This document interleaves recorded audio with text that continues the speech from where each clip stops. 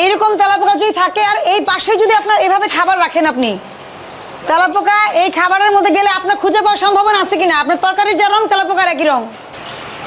শুনেন, আপনার restaurant tiles করা না থাকলে সমস্যা নাই, কিন্তু এগুলো কি নাড়া দেন। আসেন, আপনি নিজেই এটা করেন, আবিষ্কার করেন, এদিকে আসেন, দেন নাড়া দেন।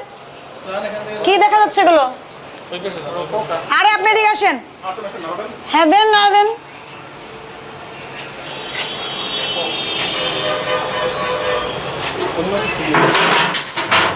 কাঠি, একটা কাঠি দেন না ওনার হাতে, একটা দেন, লাঠি দেন ওনার হাতে। কি এখন কি তরকারি চামচ দিয়ে নাড়া দিবেন? এইরকম তেলাপোকা যদি থাকে আর এই পাশে যদি আপনার এভাবে খাবার রাখেন, আপনি তেলাপোকা এই খাবারের মধ্যে গেলে আপনার খুঁজে পাওয়ার সম্ভাবনা আছে কিনা? আপনার তরকারির যা রং তেলাপোকার একই রং। আপনার তরকারির যা কালার তেলাপোকার একই কালার। বলবেন যে পেঁয়াজ ভাজা হয়ে গেছে, নাড়া দেন, বাড়ি দেন। আর ওই স্টিলটার মধ্যে দেন। হ্যাঁ, এটা কি অবস্থা দেখেন।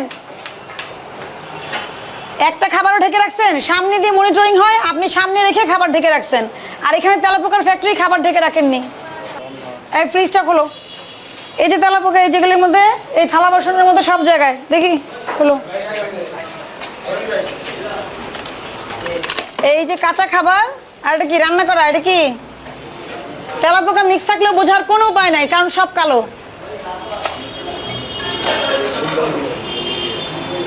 এটা কি জিনিস? এগুলো কি জিনিস? এটা এটা বলতে পারেন না? ডাল ভর্তা না ভাজি?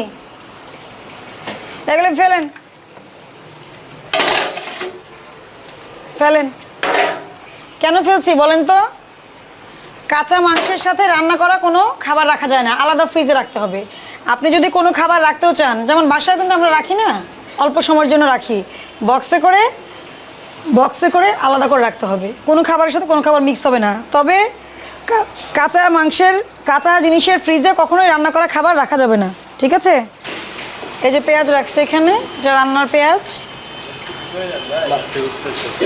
দেখি। এখন আপনার মাছি মরে পড়ে থাকবে, পোকা মরে পড়ে থাকবে, এটা উঠে দেওয়ার দায়িত্ব কার? আমাদের। হ্যাঁ, তাহলে আপনি এইভাবে যদি আপনি বিজনেস করেন চলবে? কবে ছাড়বেন দোকান? কবে ছাড়বেন? আপনি রেস্টুরেন্ট ব্যবসার জন্য উপযুক্ত না। সেটা কবে?